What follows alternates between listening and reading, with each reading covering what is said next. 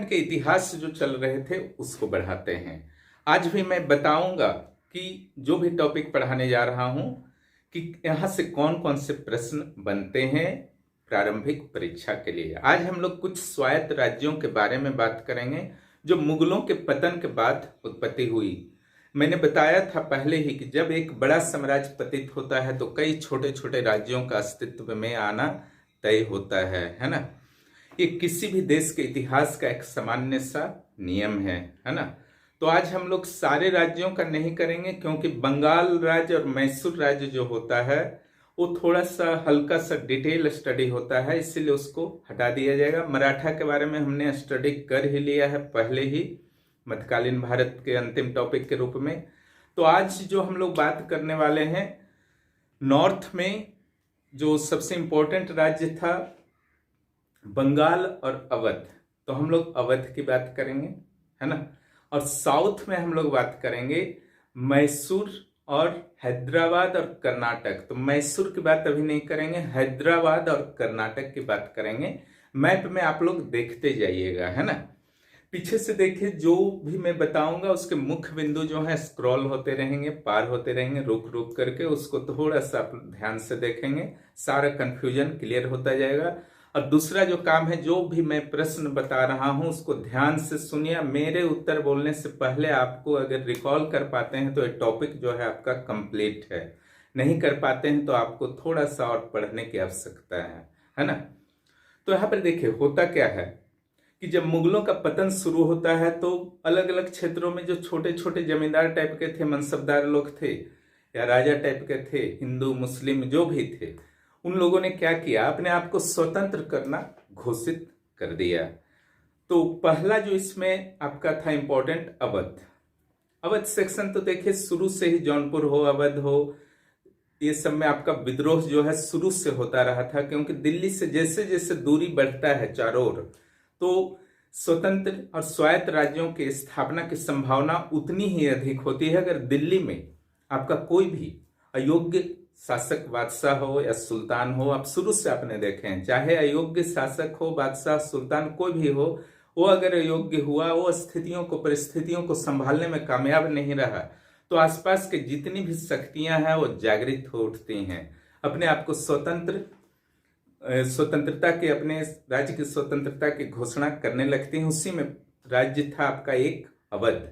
अवध की स्वतंत्रता की घोषणा की गई 1720 सादत खां बुरहानुल मुल्क के द्वारा।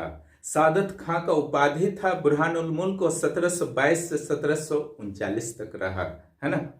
1722 से 1739। अगर इसके समकक्ष मुगल शासक की आप बात करते हैं तो कौन थे? मोहम्मद शाह थे। मोहम्मद शाह मुगल बादशाह उस समय था, वह 1719 से 1748 तक रहा। अब सादत खां बुरहान उल मुल्क इसका लंबा नाम है। यहां से पहला जो क्वेश्चन आता है इसका कार्यकाल 1722 से 1739। यहाँ पर 4-5 जो नवाब हुए सादत खां से लेकर के आपके नीचे तक, उन नवाबों का क्रम जो है आपको याद कर लेना है, ठीक है। वो क्रम पूछा जा सकता है एग्जाम्स में। तो यहाँ पर पहला इसका कार्यकाल पूछा जाएगा 1722 से 39। दूसरा, हिंदू और मुस्लिम को समान इसने महत्व दिया नियुक्तियों में। राज्य के अधीन जो नियुक्तियां होती थी, किसी भी तरह का अवध के इस नवाब इस समय नहीं कहा जाता था, अवध के इस शासक के द्वारा किसी भी तरह का भेदभाव नहीं किया गया। तीसरा, भू राजस्व कलेक्शन के लिए एक राजस्व बंदोबस्त नाम का प्रथा चलाया। और उसके बाद जो है जब मोहम्मद शाह के द्वारा इसको 1739 में कॉल किया जाता है। क्यों कॉल किया जाता है? क्योंकि 1739 में नादिर शाह का दिल्ली पर अटैक हुआ था। जब वहां जाता है, क्या बात हुई, क्या हुई, नहीं हुई, वो तो पता नहीं है ना, कहीं भी हो सा इतिहास में नहीं लिखा हुआ है। लेकिन जब वो लौटता है सादत खां बुरहानुल तो वह सुसाइड कर लेता है। वहां पर क्या बात हुई थी, नहीं हुई थी, वह किस इतिहास के किसी भी पुस्तक में नहीं लिखा हुआ है, इसलिए उस संदर्भ में टेंशन मत लीजिए। तो यहाँ क्या करना है, हिंदू मुस्लिम को समान महत्व, राजस्व बंदोबस्त 1722 से 1739, उसका समकालीन मुगल शासक मोहम्मद शाह है ना। तो ये सब आपको कर लेना। 1739 में आत्महत्या। इसके बाद बनता है सफदर जंग। इसी के काल में यह रहता है, 1739 में तो गया, तो 1739 से 1754 तक रहता है। यहाँ पर दो इंपॉर्टेंट चीज आपको करना है सफदरजंग, है ना। एक क्रोनो को तो आपको करना ही है ना। जो स्क्रोल में जा रहा है उसको अच्छी तरह से समझ लीजिएगा, जो ठीक है। मेरे बैकग्राउंड में जो भी आपके नोट्स पार हो रहे हैं उसको आपको अच्छी तरह से नोट कर लेना है। तो यहाँ पर पहला जो था नवाब कहा जाने लगा अवध के शासकों को, किसके काल से? सफदरजंग के काल से। दूसरा जो यहाँ पर इंपॉर्टेंट बनता है कि बंगस पठानों को इसने पराजित किया।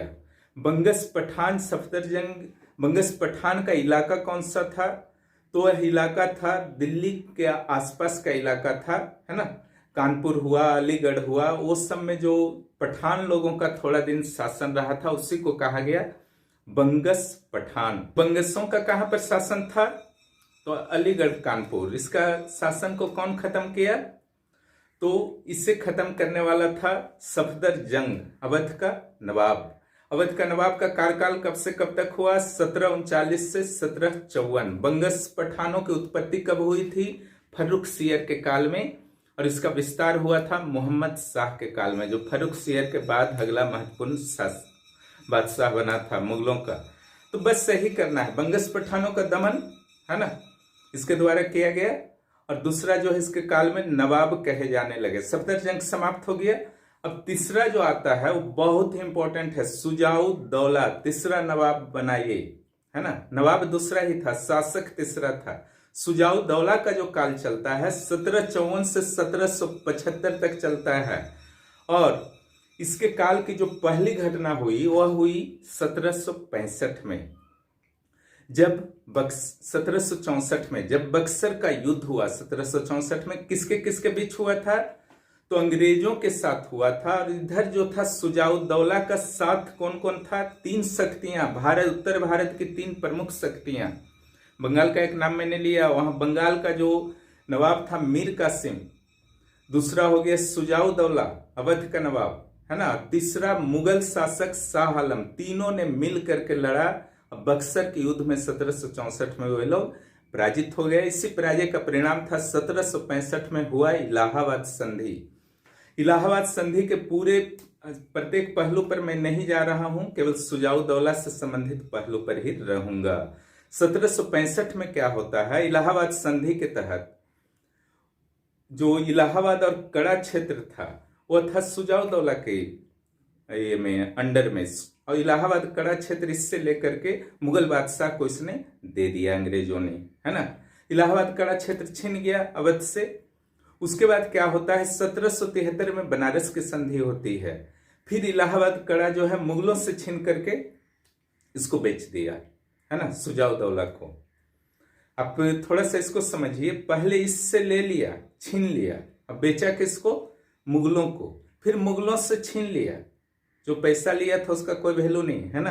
अंग्रेजों का देखिए किस तरीके से मनमानी चलता था।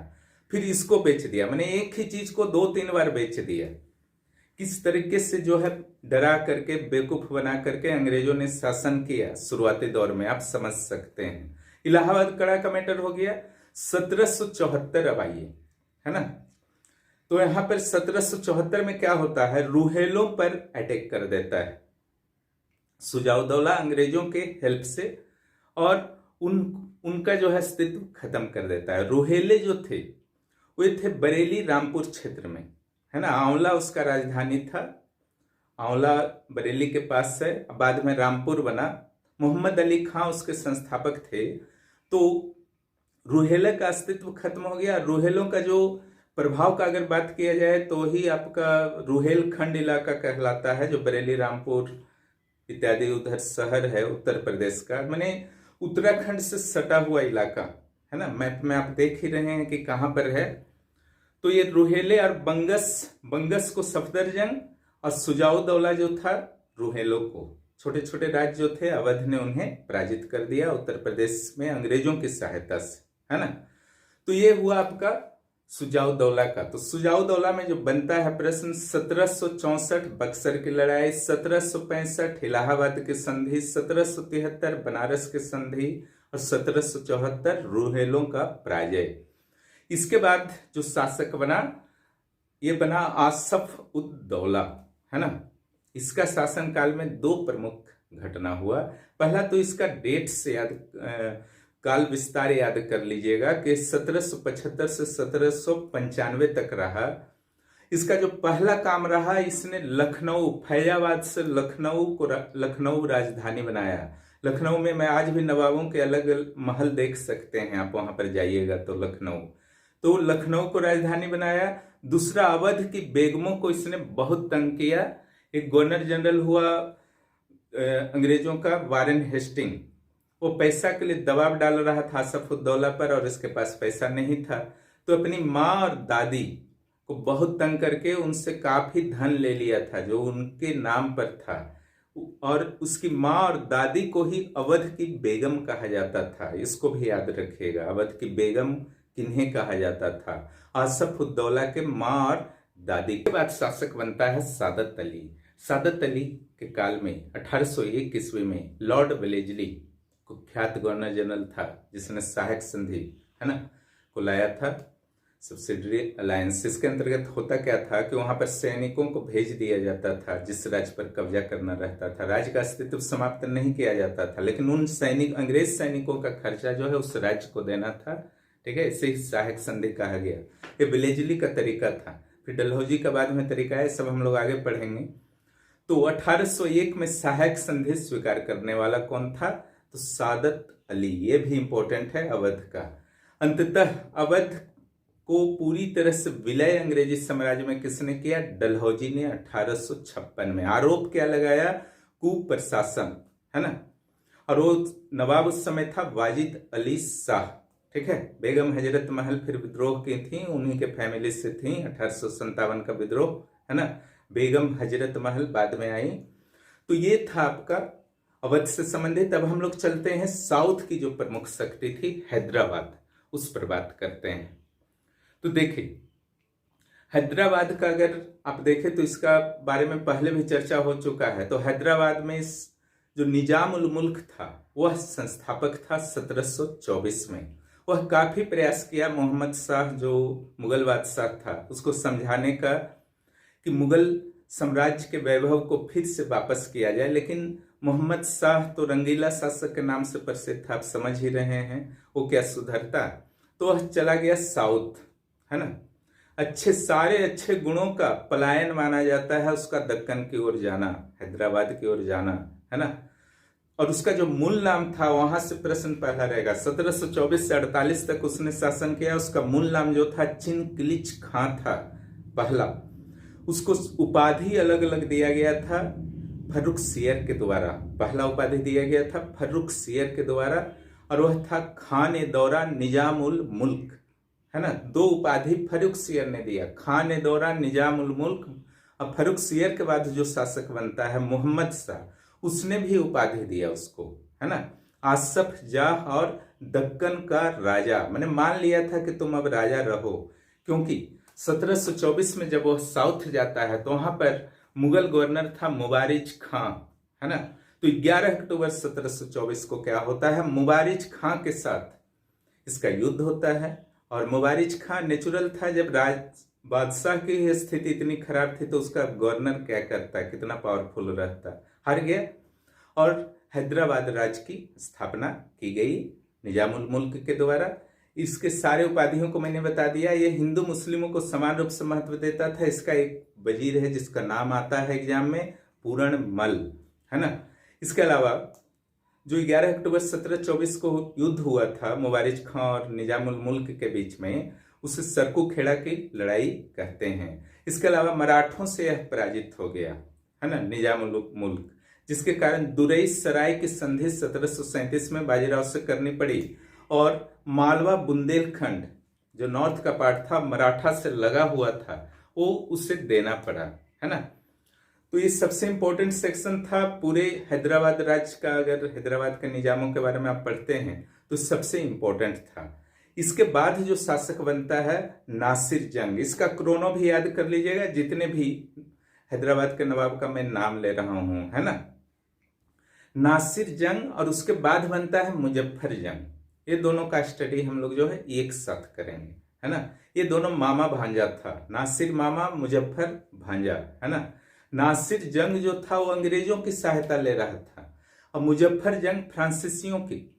जब यूरोपीय कंपनियां यहाँ पर आई और उनकी राजनीतिक महत्वाकांक्षा जागने लगी, तो शुरुआत में उनके लिए यह मुश्किल था स्टार्टिंग में कि वो डायरेक्ट किसी भी राजा के साथ, किसी भी नवाब के साथ भिड़ सके, है ना। उनके पास इतने सैनिक नहीं थे, विश्वास नहीं था, इसलिए वो किसी एक पक्ष को शुरुआत में मदद देते थे, है ना, उसको मदद करते थे कि चलो हम आपके साथ हैं, लड़ो। ऐसे करके यहाँ के राजाओं को आपस में लड़ा लड़ा के अपनी शक्ति को उन्होंने वृद्धि किया। तो फ्रांसीसी चल गए मुजफ्फर जंग की ओर और अंग्रेज चले गए नासिर जंग की ओर। अंततः मुजफ्फर जंग विजयी हुआ, फिर वह नवाब बन गया। लेकिन फिर यही प्रक्रिया आपका कर्नाटक में भी चला, है ना, जिसके बारे में आगे हम लोग बात करेंगे। तो ये मुजफ्फर और नासिर जंग का था। यहाँ पर सही प्रश्न आता है कि किसने साथ दिया था। एक का अंग्रेजों ने दिया और दूसरा का फ्रांसीसियों ने दिया, है ना। मुजफ्फर जंग विजयी रहा तो नासिर जंग को हटा के फिर वह नवाब बन गया। उसके बाद जो अगला इंपॉर्टेंट आपको पढ़ना है हैदराबाद का, और निजाम अली। निजाम अली के इसलिए इंपॉर्टेंट है क्योंकि यह डलहौजी के काल में, बिलेजली के काल में इसने सहायक संधि किया था 1798 में, है ना। तुलना कर देता हूं, अवध में किसने सहायक संधि किया था बिलेजली के साथ? सादत अली 1801 में। और यहां पर किसने किया? निजाम अली 1798 में, है ना। इसको एक कर लीजिएगा, नासिर मुजफ्फर करने के बाद इसको कर लेना है निजाम अली को, और उसके बाद सीधे आपको करना है, बीच में और भी नवाब लोग आए तो नासिर उद दौला को करना है ना। इसका इसलिए करना है क्योंकि 1853 में इसने बरार क्षेत्र दे दिया था। मध्य प्रदेश में है बरार क्षेत्र, उस क्षेत्र को डलहौजी को दे दिया था, है ना। तो इसका राज्य छोटा हो रहा था। निजाम अली जो था, उड़ीसा के कुछ क्षेत्रों को बिलेजली को दे दिया गया था सहायक संधि के अनुपालन हेतु, जो भी खर्च आएंगे सैनिकों के उसके लिए, है ना। तो उड़ीसा भी चला गया, मध्य प्रदेश का क्षेत्र में बरार भी चला गया, तो कमजोर होते ही जा रहे थे। उसके बाद जो आपको करना है, अंतिम नवाब कौन था हैदराबाद का, या अंतिम निजाम भी बोलते हैं, वह था उस्मान अली खां। एग्जाम में आता है ना, 1911 से 1949। इस तरीके से आपको अंतिम निजाम के बारे में कर लेना है, अंतिम नवाब के बारे में हैदराबाद का कर लेना है। ओके, तो कौन कौन सा करना है? तो निजाम उल मुल्क करना है, नासिर जंग करना है, मुजफ्फर जंग करना है, निजाम अली करना है, नासिर उद दौला करना है और उस्मान अली खां करना है, बस। और जो जो बताया है वही करना है आपको, और उसी में से प्रश्न आते हैं। वो कर्नाटक की ओर हम लोग चलते हैं, है ना। देखिए, कर्नाटक जो था बहुत पावरफुल नहीं था। यहाँ पर का संस्थापक जो था सदातुल्लाह खां था, संस्थापक था। प्लस हिंदू मुस्लिम के साथ विशेष भेदभाव इन राज्यों में नहीं होता था, खास करके साउथ राज्यों में तो एकदम नहीं होता था, नॉर्मल था, चाहे हिंदू शासक हों या मुस्लिम शासक हों, आपस में काफ़ी भाईचारे के साथ रहते थे। जो यहाँ पर भी जिस तरीके से आपने देखा कि हैदराबाद में अंग्रेजों और फ्रांसीसियों दो प्रमुख यूरोपीय शक्तियाँ थीं। डच पुर्तगीज पहले शक्ति थे, लेकिन बाद में उनका अस्तित्व खत्म हो गया, डेनिश हो गए, तो धार्मिक कार्यों में व्यस्त थे। डच तो ज़्यादा इंडोनेशिया पर ध्यान देते थे, इधर ज़्यादा ध्यान नहीं देते थे। तब सदातुल्लाह खां के बाद जो बनता है दोस्त अली बनता है, तो उसके बारे में विशेष नहीं पढ़ा। अनवरुद्दीन जो है अंग्रेजों की सहायता से कर्नाटक का नवाब बनता है, हालांकि हैदराबाद के निजाम ने भी इसकी सहायता की थी। तो अ से अंग्रेज, अ से अनवरुद्दीन। लेकिन इससे असंतुष्ट हो गया चंदा साहब। चंदा साहब ने अंग्रेजों का तो सहायता वो ले नहीं सकता था, तो चला गया फ्रांस के पास। उन लोग तो वेट करते रहते थे, सबका स्वागत में चाय पानी लेके बैठे रहते थे इन देसी राजाओं का, है ना। कभी इनको हेल्प कर रहे हैं, कभी इनके विरोधी हो गए, नॉर्मल चलता रहता था। ये सब तरीका था, शायद इंडियन जितने भी प्रिंस स्टेट थे समझ नहीं पाए। तो ये चला गया फ्रांस के पास, वो भी तैयार था। लड़ाई झगड़ा हुआ, युद्ध हुआ, अंबूर का लड़ाई हुआ आपका, है ना, 1749 में। और उसके बाद चंदा साहब जो था नवाब बन गया, क्योंकि हार गया अनवरुद्दीन।